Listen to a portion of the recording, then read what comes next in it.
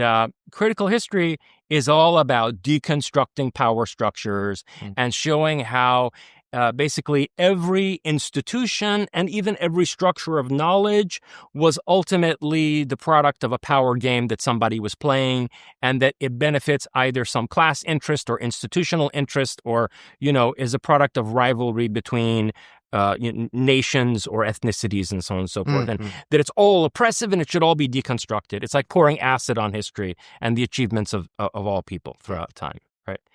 And Nietzsche says, okay, to be fair, under really oppressive conditions that are resulting in social sterility and that are hampering innovation and novel cultural development, a little bit of critical history is a good thing because it breaks up ossified structures and it allows creativity to be unleashed again, right? So Michel Foucault is a great example. Michel Foucault is the ultimate critical historian. I mean, that was basically his project. Everything's a power game. Yeah. And then with all these histories that he engaged in, including history of sexuality, history of the prison system, history of psychology, and so on. Then, and his own personal life, he sort of, who's kind of a pervert, to be honest. And I think it was kind of an expression of the morality that comes from that kind of world. I'll tell you what's also an expression of that is that Foucault endorsed Ayatollah Khomeini and the Islamic Revolution in Iran. I mean, how lost do you have to be in postmodern nonsense that you think it's a liberation to help a misogynistic, theocratic, repressive regime come to power, right? Anyway, so that's critical history. And then the last modality of history that Nietzsche discusses in that essay, which is the one that he personally embraces and that I have, and that's been very important to my work, is monumental history, which is the idea that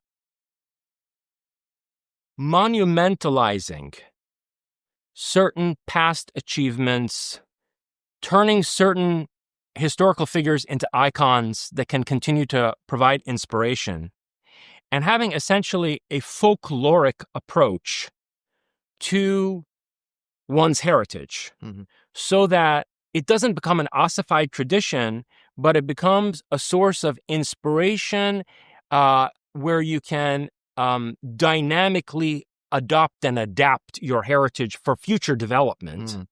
That's vital to the life of a people. And he says that it's like, a tree whose branches can only grow toward the sun of destiny if it's deeply rooted in the earth and its roots are healthy underground. And that underground is the subconscious. It's that, monumental history is nourished from out of the subconscious. And not everything in the past of a people has to be or should be rationally dissected and understood.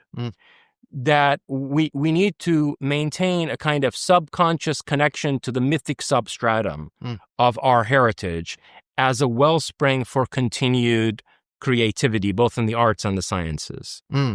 Yeah, I love that. He's so inspiring when you read him. I like, he seems very irrational and kind of iconoclastic and maybe a little crazy, in his personal life and stuff. And so Nietzsche was almost like the first incel or something, but he was also just so inspiring. You read his work and it's full of vitality and life. So it felt like this weird juxtaposition. You had his kind of personal life, which he was kind of withering away, and then you have the writing, which was so vital. I love him. I feel a very deep affinity to Nietzsche. I'd say Plato, Nietzsche, and Heidegger are probably the three philosophers who most deeply impacted my own thinking. Well, you mentioned the RAND Corporation. We're in Santa Monica right now, near the RAND Corporation. I believe RAND stands for R&D, Research and Development. It was formed in, I believe, the mid to late 50s, one of these sort of federally funded research and development centers that was meant to look into all sorts of issues of national security. It's kind of it says, when we talk about the proverbial deep state, you think of the RAND Corporation. And a man who was offered to be president of the RAND Corporation, some people might not know this, is a past interviewee of mine, a guy named Harold Malmgren, who was a senior presidential advisor for JFK, LBJ, Nixon, and Ford, and said all sorts of really bombshell stuff when it came to UFOs, including he held pieces of a UFO at Sandia Complex in New Mexico. It was given to him by Lawrence Preston Geist, who's Jeff Bezos' maternal grandfather. which is fascinating. And he talked about the Magenta crash, Malmgren did, and his mentor, Richard Bissell, who founded Area 51, briefing him on otherworldly technologies. Yeah, what else did Richard Bissell tell you? He said this didn't start last week. This has been going on. He mentioned that in 1933 Magenta. He did? Yes. Richard Bissell mentioned the 1933 Magenta crash. Yes. That's amazing.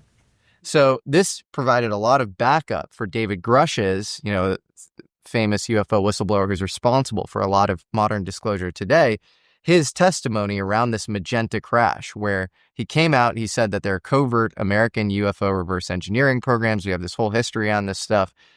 But he also said, he talked about one specific crash, and it wasn't Roswell. It was this 1933 Lombardy, northern Italy crash, specifically in Magenta, Italy. 1933 was the first recovery in Europe, in Magenta, Italy. Italian government moved it to a secure air base in Italy for the rest of kind of the fascist regime until 1944, 1945, and the Pope Pius XII back-channeled that. So the Vatican was involved. Yeah, and told the Americans what the Italians had, and we ended up scooping it. And you have some interesting connections that you've made between that and Nazi prowess in engineering at the time. And so what do you have to say about all of that? Yeah, so as far as I understand it, the Vatican was informed of it. The Vatican was informed of it and has a dossier on it. And the Vatican was involved in the sort of study of this object in a joint working group that involved both SS scientists and Italian scientists in a third-party country. So when I wrote my book, Closer Encounter... Did he say third-party country? No, but I know it's a third-party country. Interesting. Because that's where the so-called Bell Project winds up being developed, namely just outside Prague. In former Czechoslovakia, okay, in the Czech Republic. And so when I was doing my research for Closer Encounters, we did not yet have the testimony from Grush about Magenta. I wrote that book in 2021, or it was published in 2021. So I studied the Nazi advanced propulsion research that was going on, again, at a facility called the Skoda Works just outside Prague, under the direction of SS General Hans Kammler. After Grush made this testimony about Magenta, I realized why they put it there. Because if the Italians had found this object, and at least from one angle, this was a reverse engineering project, then it makes sense to have chosen a country that was neither Italy nor Germany. The Italians needed the German technical expertise. They were not going to figure out what the hell this thing was by themselves, even though they had some very competent scientists. But still, they knew that they had to call the Germans in. And yet, the Germans probably wanted to,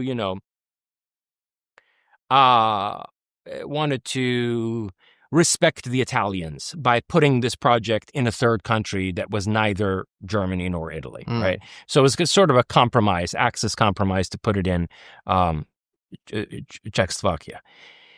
Now, it's an interesting question. How much of what they were doing there was an attempt to reverse engineer whatever crashed at Magenta, and how much of it was a result of Germans grappling with some real nuts and bolts practical engineering problems. So let me give you an example.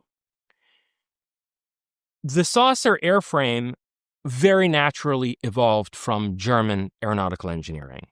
They were taking very seriously in the 1930s the problem of aerodynamics and the boundary layer, where a pocket of air resistance forms around the edges of an aircraft, and it causes drag and impedes maneuverability.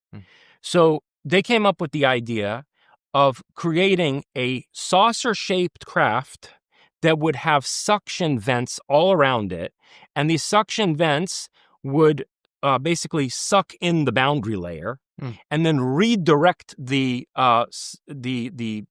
air pocket into the propulsion system as part of the propulsion system. And another interesting thing that they developed in connection with this problem of suctioning of the boundary layer and basically making a much more aerodynamic aircraft was they developed a kind of perforated metal, which later was discovered at Roswell, Really? according to Corso. And it was a kind of metal where you could put your hand on the other side of it and blow through the metal and feel your breath on your hand.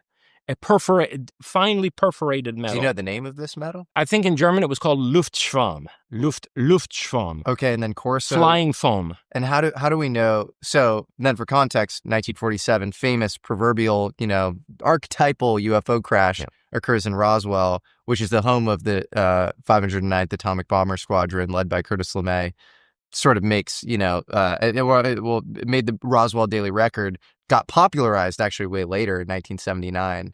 But you're saying that the metal found there matches what was discovered in Nazi Germany? Some of it. Now, here's the thing about Roswell, and we'll come back to this. Is this what Jesse Marcel handled, that metal? I don't know. Okay. I don't know. The memory metal? Yeah. Well, certainly memory metal was found there. Yes. Whether these are the same thing and whether the memory metal was this perforated metal, I don't know. But supposedly that was also found there. Does Corso say that the perforated metal that was found at Roswell matches Nazi? No. Joseph Farrell did a study of Corso's claims in The Day After Roswell in a book which I believe is called Saucer, Swastikas, and Psyops. And he went in detail into various cutting-edge German technological innovations of the 1940s, particularly military engineering. And he makes a number of really significant points in this regard. Among the things found at Roswell, according to Corso, was Kevlar, Velcro, yes, night vision, and fiber optics. And lasers, I believe. And lasers. Yeah. Different parts of the brain have different activities.